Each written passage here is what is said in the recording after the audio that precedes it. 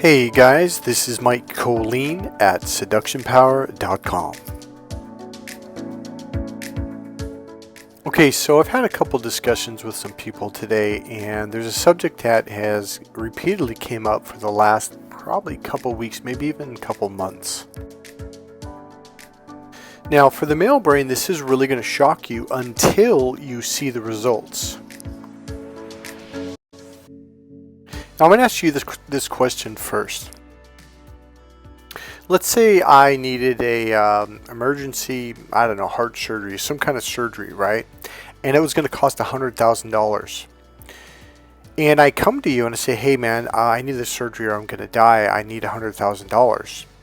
If you don't have, now listen really closely where because you have to really see it for what it is.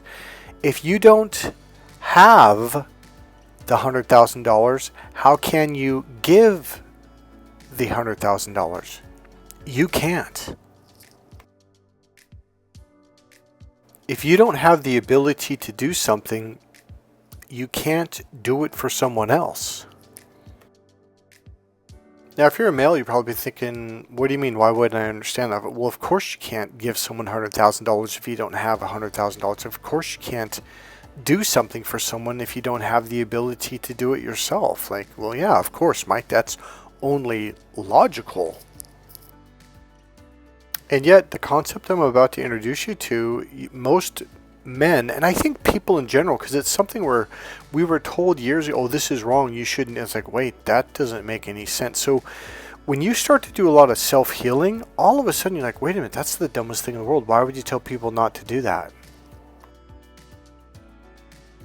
Now, this is a video I'm going to upload on both of my channels because I'm realizing now it applies to both.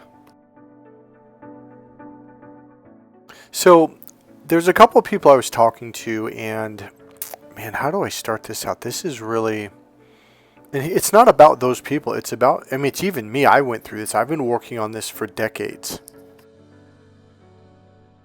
So a lot of people look at me like, wow, you're so wise, you're so smart. Well, I've been through a lot of stuff, and not just like bad stuff, but coaching and learning, and I've read a lot of books. I've been to a lot of seminars, and you know, this is the industry that I'm in, so I understand these things, not just because I read it in a book, but because I had to apply it to myself to heal myself, to overcome issues and problems. And all of a sudden, it's like, oh, it's like this actually works.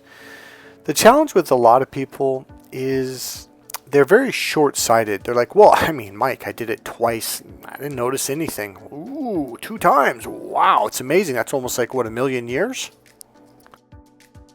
So luckily, I had anxiety so bad. Now, this is not about anxiety, by the way, but it was one of the things that caused me to do this, that I was willing to do anything, and I didn't give a shit how long it took, because anxiety, if you have real anxiety, like, it makes life a living hell.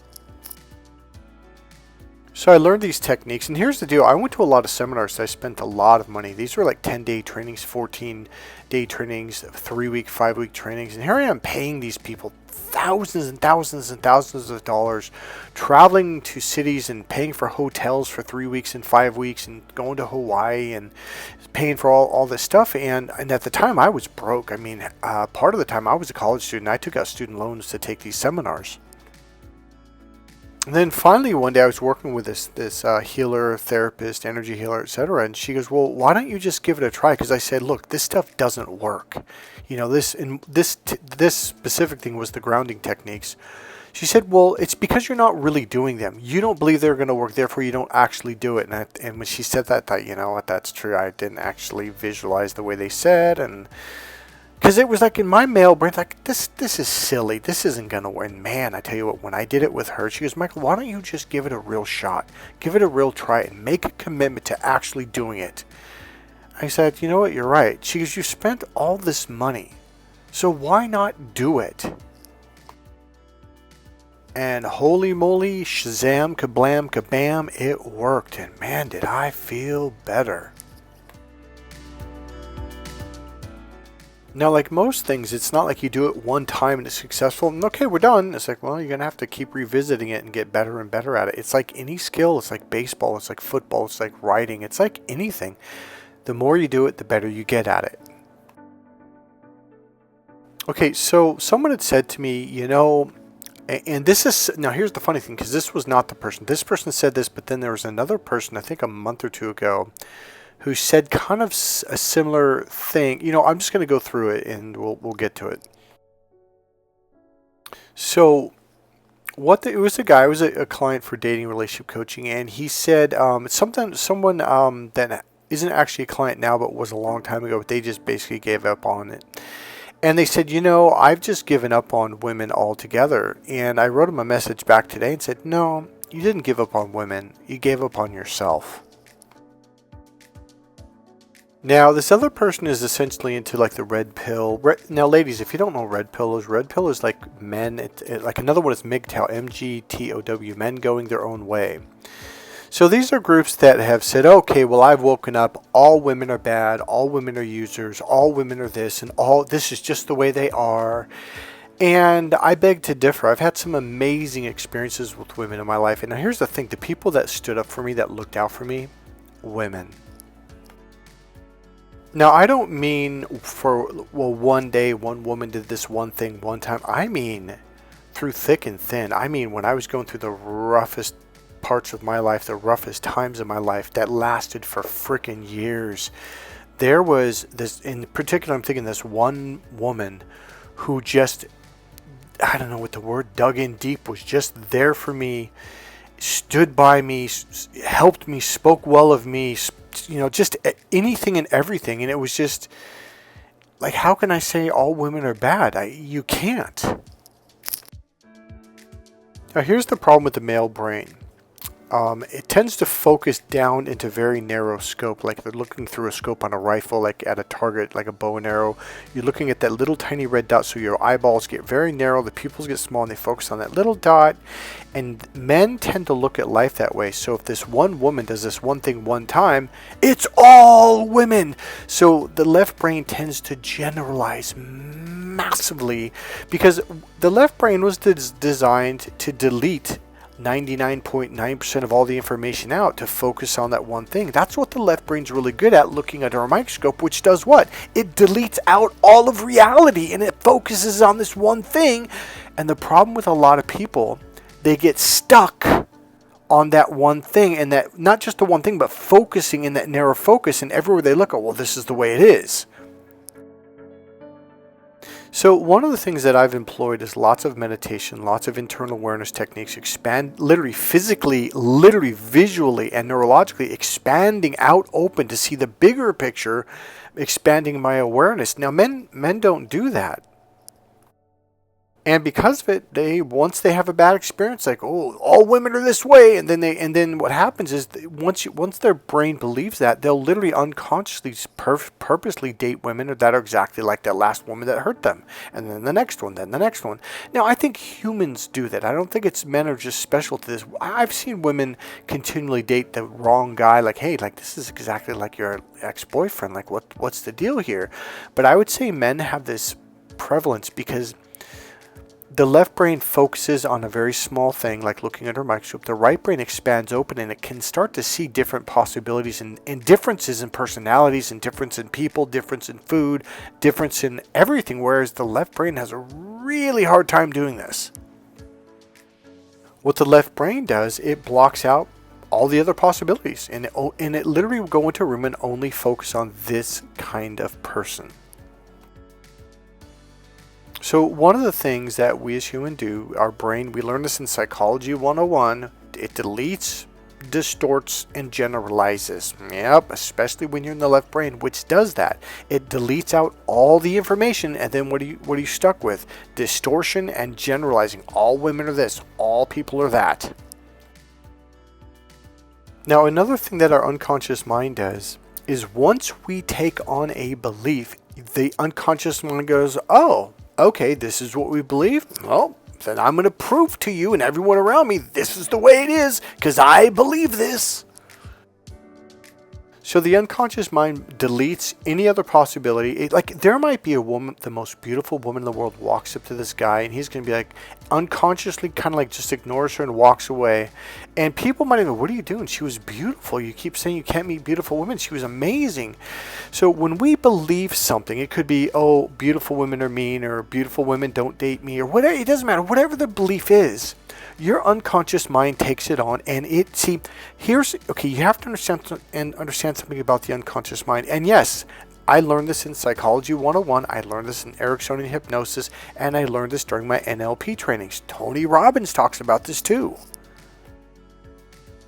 Now, I'm not saying I'm impervious to this. I've done this in the past a lot. Now, luckily, because of my training and all the energy healing I've done and all the work I've done, I don't do it as much. In fact, even when I catch myself doing like, yep, there's another generalization, I stop myself. I do the internal awareness techniques.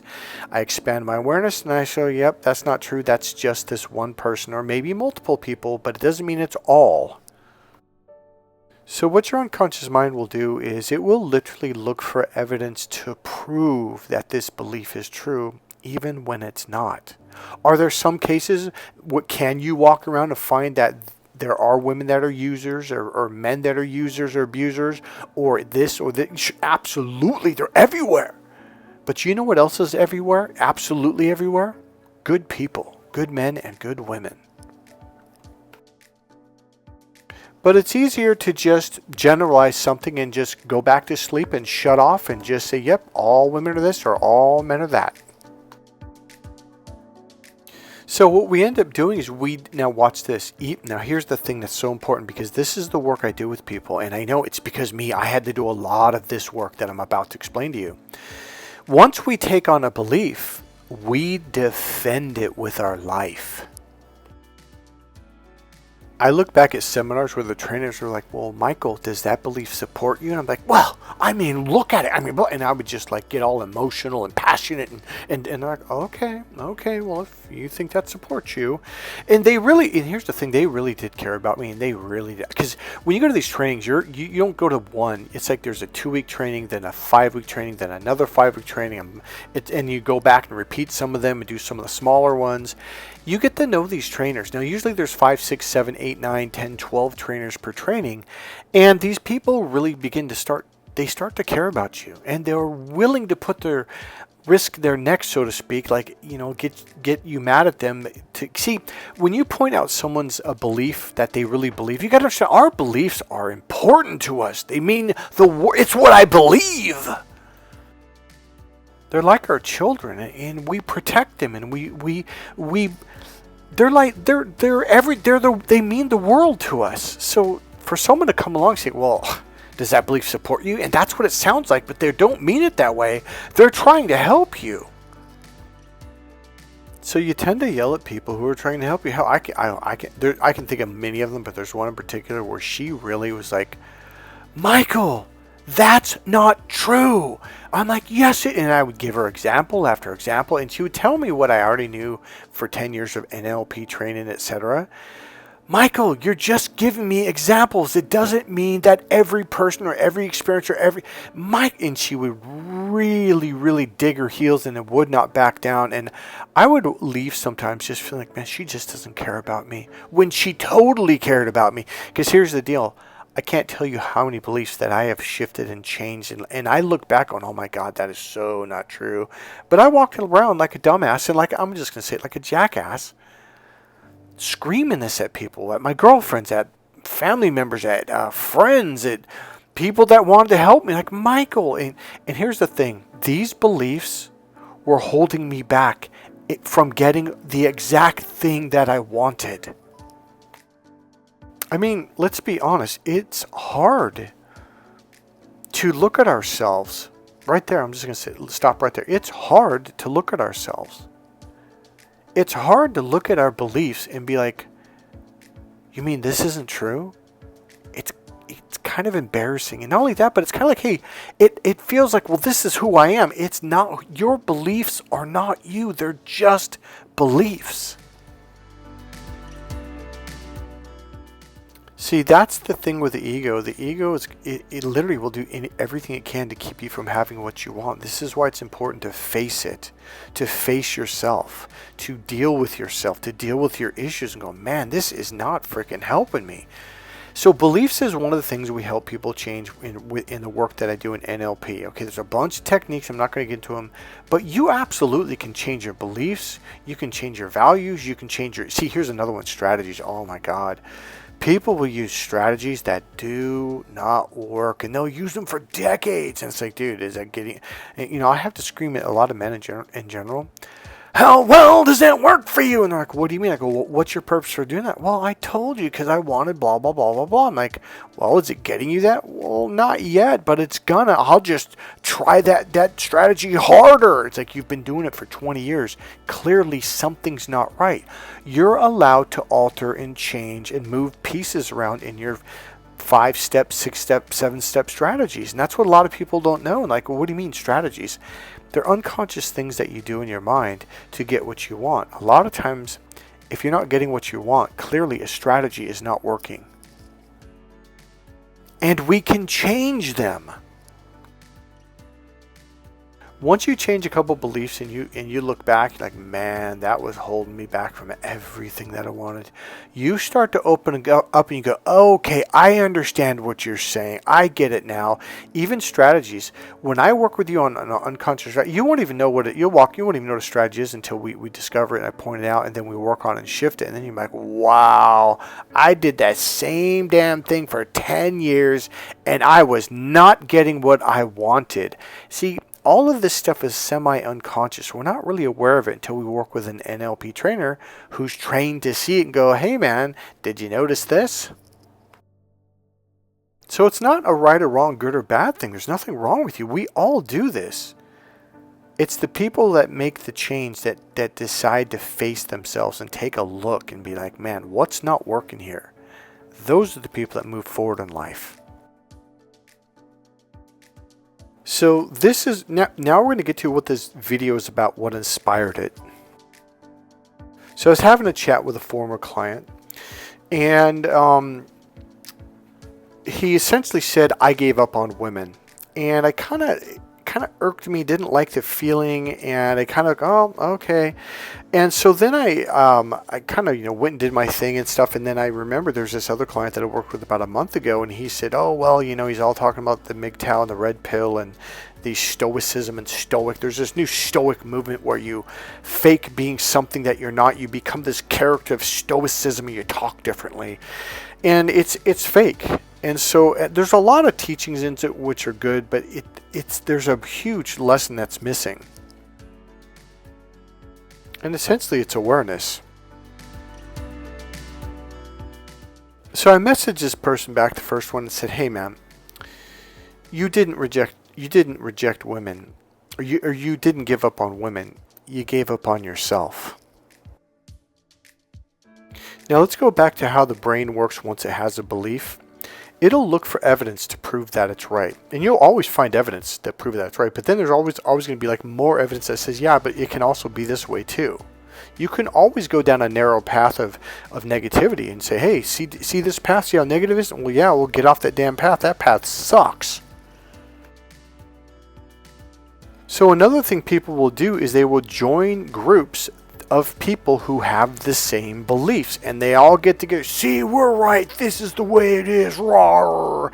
And those groups are the red pill group, the MGTOW group, and the stoic groups. Are some women manipulative? Sure, absolutely. I would say some people can be manipulative. Yeah, sure. It's true. Men and women. The reason why men have such a problem with this is because, again, as I pointed out, it's a very narrow focus. So the left brain has zero awareness. Now, men did not used to be this way. Men used to be very right brain, very expanded, open, aware men. And these are the men that women just swooned at. Now, if you look at Clark Gable, I saw a picture of him today. I hadn't seen him in years. His pupils were dilated. That was one right brain dude. And they started this video I was watching was talking about Clark Gable and some other people. And you look at the image, like, God, those guys were very right right brain dudes. Their pupils are dilated, their facial expressions was loose and relaxed, and all that stuff. And as I remember back, they had very resonant voices, which means you're in your right brain. Now, some guys try to resonate their voice by controlling it. That's not resonating your voice naturally, guys. That's left brain control, and the left brain is the control brain. So for you younger guys, if you don't know who Clark Gable was and all those actors back in the 40s and 50s, etc., these were men that women just swooned, and there was just a naturalness about them, and it's because they were very right-brain beings, and the modern male has completely lost this. Ladies, if I'm telling you the truth, give me an amen. So the problem with the modern male is he can't communicate with women at all. There's such a loss on a relationship. The right brain's the relationship brain, but he brings his logical left brain back home from work and talks logic, and he can't understand why his wife wants a divorce after 10 years of logic, black and white, boring. It sucks.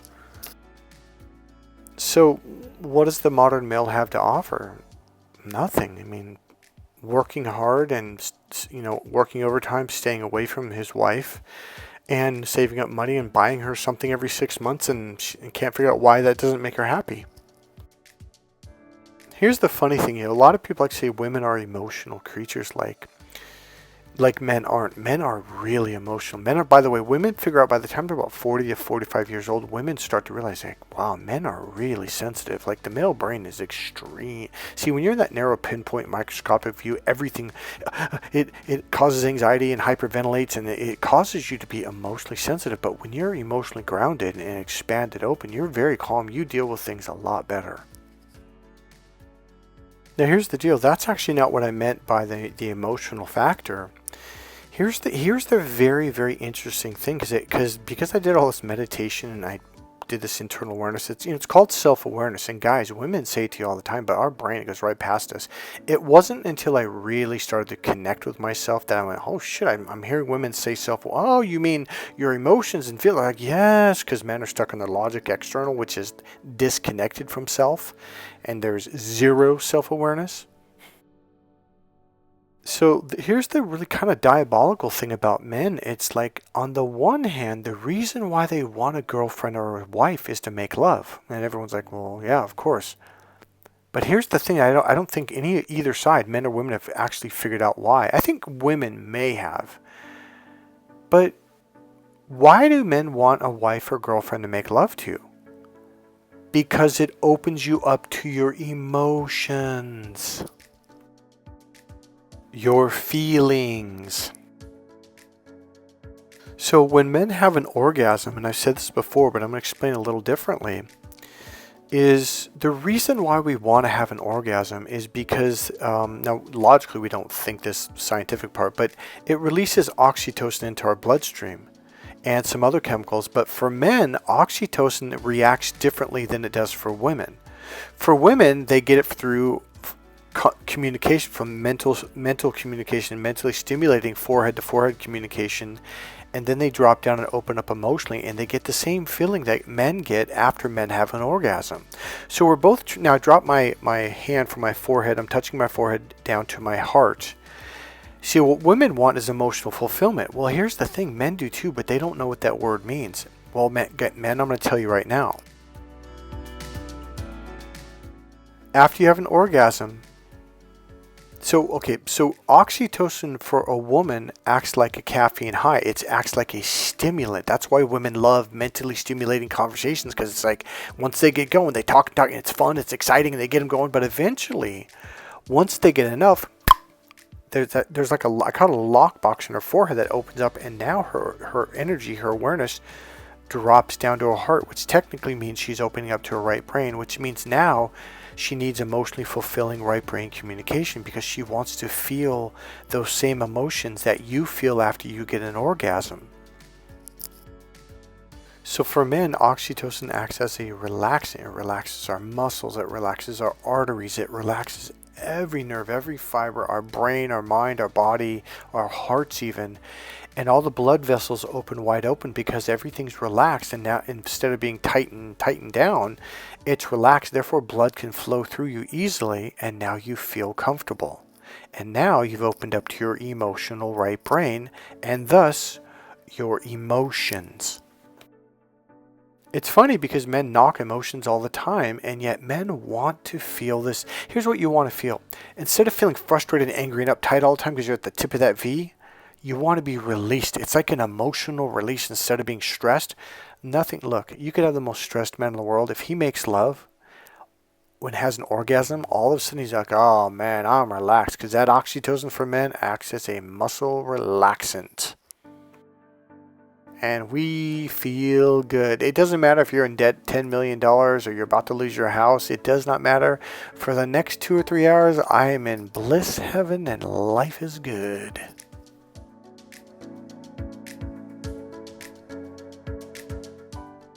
Now here's the other thing. Why do men want to be with women? Because you guys make us feel good when you hug us, when you touch us, when we cuddle, when we snuggle. It feels good. But here's the thing, it's like, this is what I mean about self-awareness. Most men are not aware of what I'm saying. Right now, any man that's listening is going, man, that is so true. We like women because women are soft. Women are open emotionally. They're not in their logical left brain. Hey, how's it going, man? Logical. Let's do some math and science for romance. Let's be logical.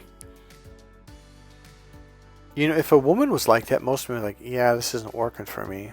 And what I'm saying is, guys, women are saying the same damn thing. So I'm going to get onto the video, but I'm going to end it with this piece right here. My course teaches you how to create this emotional openness that makes you feel good. Yes, this is for both men and women. Now here's the deal. The first bonus is, man, I feel good. When you do these techniques, I am telling you, you're going to feel like you just had sex. You're going to feel so mellow, so relaxed. People, there's this grocery store I go to. The guys, there's the 2 managers and then there's a cashier. They're just like, dude, you're like the most mellow dude in the world. And they used to like lock on and stare at me. And I thought they didn't like me because this went on for like a year. They wouldn't say a word and they'd get all uptight and stressed and they kind of try to smile, but it's very kind of like forced smile. And I'm thinking, what, these guys don't like me? Like, did I do something wrong? And whatever. So finally the manager goes, man, you are the most mellow dude I've ever seen. I'm like, what? And the cashier goes, yeah, man, we talk about you all the time. I'm like, really? And I never really thought. It's like, man, you know what? And I kind of looked around at other people, and I kind of forgot what it was like to be stressed like that. So here's the deal, guys. When you come to a woman, when you're approaching her, you're logical, linear, you're uptight, you're stressed, and guess what? She feels that, and now she's stressed. And most men are like, women don't want to talk to me. I wonder why. My wife won't make love to me anymore. I wonder why. See, you're so used to being in this uptight state that you never thought, like, wait a minute, the reason why I want to be with a woman and have sex is because it makes me feel good. For women, they need to feel that same feeling before they have sex. That's the secret. If a woman is mentally and emotionally and physically uptight, listen closely, uptight, guess what? Her heart closes, her forehead closes, and down there closes up too. And the last thing she wants is sex when she's feeling that way. So if I need $100,000 and you don't have it, can't give it. If I need you to help me with an ability and you don't have that ability, you can't do it. If I need someone to open up emotionally before I can connect with them emotionally and then have sex, if you can't do it, then you can't do it. So instead of stopping and developing a level of self-awareness, go, wait a minute, maybe it's not all women, maybe it's me. Yeah, now you're on target. Now you're getting somewhere. What I teach men in my course, Crack the Female Code, is what every woman has been bitching, moaning, complaining about, rightfully so, righteously so. Men don't get it. They just literally don't get it. Here's the worst part. You want to feel good, and yet you bring nothing to the table when it comes to feeling, literally feeling good. You bring stress, you're uptight, you're talking fast, you're up in your nasals, talking analytically. This does not romance a woman. What does romancing a woman mean? It means emotionally feeling good. Now watch how this works. This is going to blow your mind. Have you ever been in a good mood and you walked in a room and you were talking to one or two people and they had massive stress and had anxiety and fear going on and all of a sudden you started feeling it too? Yeah. So when you're uptight and nervous and stressed, or you're just talking fast and you're thinking, guess what? When you talk to your wife or girlfriend or a woman that you like and you're like that, guess what she starts to feel? She starts feeling fast and nervous and uptight, and she starts to think. And now she's stressed out. Guess what? You just turned her off, dude. And this is literally the battle between men and women. This is what causes the battle. Like men, what you bring to the table is stress and anxiety and uptight and control. Romance is soft. Romance is warm. Romance is smooth. Romance is right brain. Romance is emotional. I'm touching my heart, chest area, moving my hand in a circle. It's emotions based. It's feelings based. It's not logical, guys. Every woman's battle is the need for love and emotional fulfillment. You really should read these books. It will blow your mind. So this is what I teach men how to do. I teach you how to communicate in a way to see if you have to make yourself resonate your voice. It's not comfortable to listen to, guys. Your voice when you're so used to being Mr. Logical. What do you mean, Mike? I don't talk. You talk like that every client I get. I'm telling you, I've been doing this for almost 30 years. There's not a single client that walked in my door, even the most smoothest, coolest dude. They think they're ladies, man. They're so logical and talk about that is not relaxing. So instead of just looking at yourself going, maybe there's something about me that's turning women off. Maybe there's something about me that's stressing women out. Yeah, here's the deal, guys. When you open up to your emotions and feelings, when one of your friends comes on, they're talking like they're talking, you're going to be like, get the fuck away from me, dude. I'm relaxed. I feel good. See, that's why women are do the girls' night out or tea time for women only. It's because they want to feel good. Women are really good at getting into their emotions and feelings and just mellowing out, man. Have the same feeling you get after you have an orgasm. You just feel good. See, a lot of guys will stress their wives and girlfriends out and they'll think, what's wrong with her? Geez, I don't know, jackass. What do you think? The modern male has completely lost the art of connecting with himself. Now I'm going to come full circle now to the beginning of the video. So here's the deal. I was going to message this guy. He's going to listen to this video, so I know he's going to get this. Here's the deal. You don't have self-love. That's why you gave up on women. Now, a lot of guys will say, well, how do you get a woman to like you? What do I do to her? Whoa. Or they'll say, how do I make her like me? I'm like, whoa, dude, the slave master days are over. We don't control people.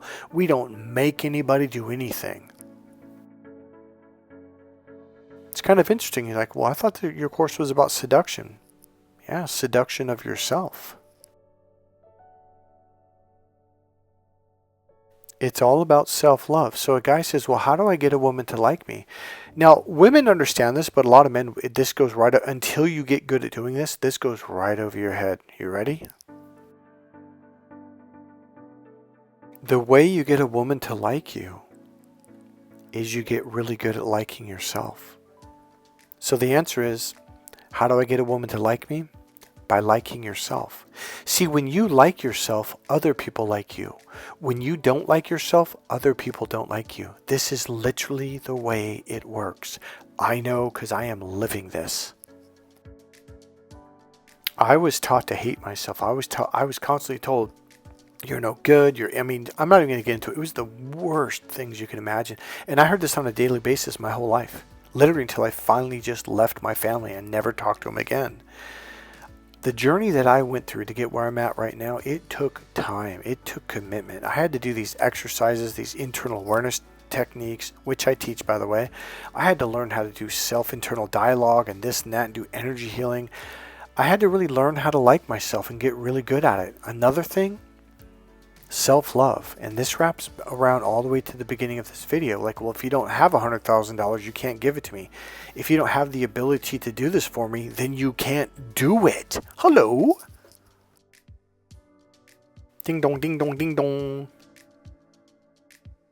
I'm being obnoxious because this is a real... Now, I know because for me, I heard this, oh my God, all these seminars. I was reading all these personal development books. That's all about self-love. And I literally made a joke. Oh, it's all about self. And I would say it like that to people, like it was a joke. But one person, it was a therapist, she goes, man, Michael, you have no self-love. So essentially I was taught, not essentially, I was taught to reject myself, and I did. I didn't love myself, I didn't like myself, and I did not accept myself at all.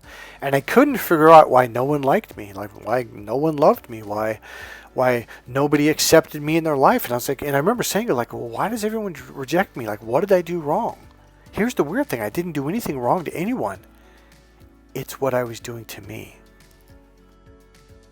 So I had to learn, literally, this is one of the things that I had to learn. I had to spend, it was supposed to be 4 years, and I said, no, I can't do it. And I said, okay, for 1 year. I had to literally deal with all my emotions and feelings by myself, not go to friends, not go to clubs, not go to coffee shops. It was literally go to work, come home, that's it. Don't go anywhere, don't go on a date, don't go to a coffee shop with a friend, nothing. Be by yourself for an entire year. When you cry, curl up in bed and be with your emotions. Don't reject them. Don't turn them away. Don't say, oh, I'm an idiot. I'm so stupid. That's what I'm talking about. That is not self-love. You've got to start saying, I love you. Even to the parts that are hurting, the parts that are scary, the parts that are scared, the parts that feel shamed. I had to learn these techniques on how to be with them. There's a very specific series of techniques that you expand open. It's like you're hugging that part of you that you've rejected your entire life. Here's what happens.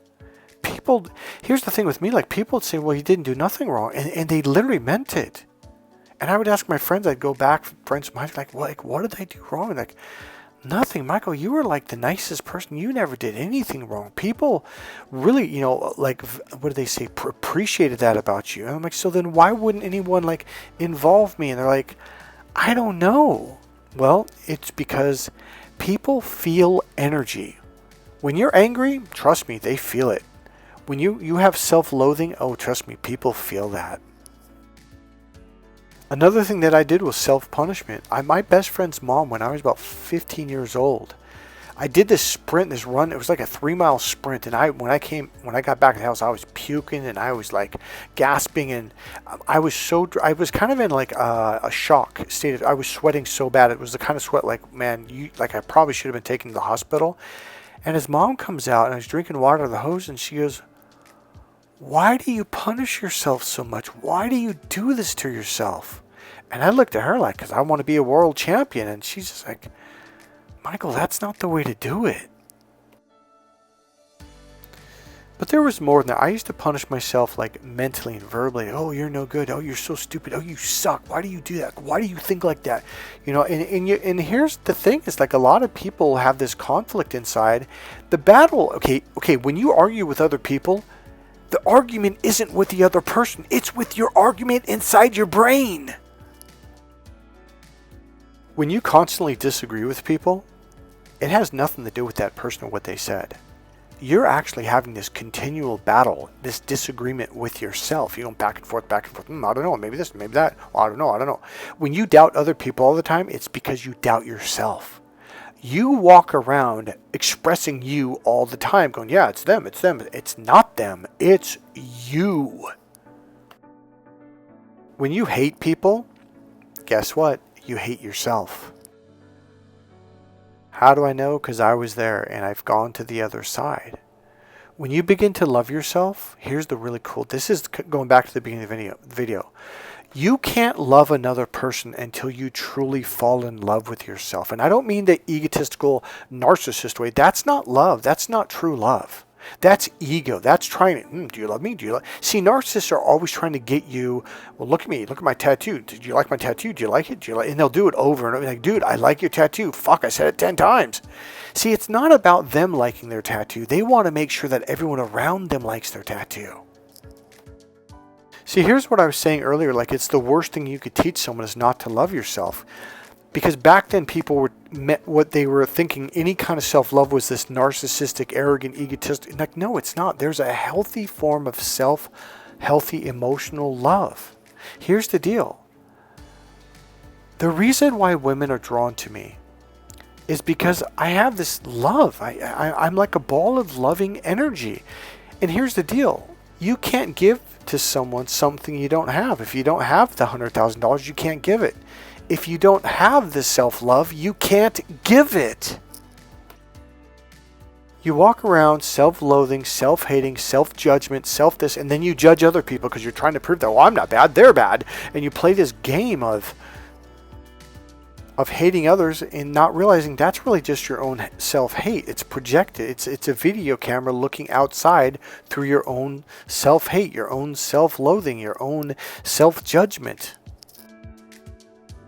The reason why people reject you is because you reject you. I swear to you, when you begin to accept yourself, I mean, really, let's say the worst thing that you've done in the world, and there's a part of you that feels so guilty and so ashamed or so bad or so fearful or whatever. You hold that part of you and you love it with everything you've got, and you do that every day. I don't care if that takes you 10 years. You see, that's the thing, is like, do you really love something or someone if you've loved them for 30 days and like, oh, well, they don't love me back. It's not perfect. It's not healed. No. Either you love yourself or you don't. And that's what you have to get to. I promise you, when you accept yourself, others will accept you. When you are a ball of love, people will turn into balls of love around you. People will start to love you. See, here's how it works. When you feel good, when people come around you, they feel that, and it makes them feel good. That's how it works. If you're by a hot water heater that's cold, guess what? You're going to feel cold.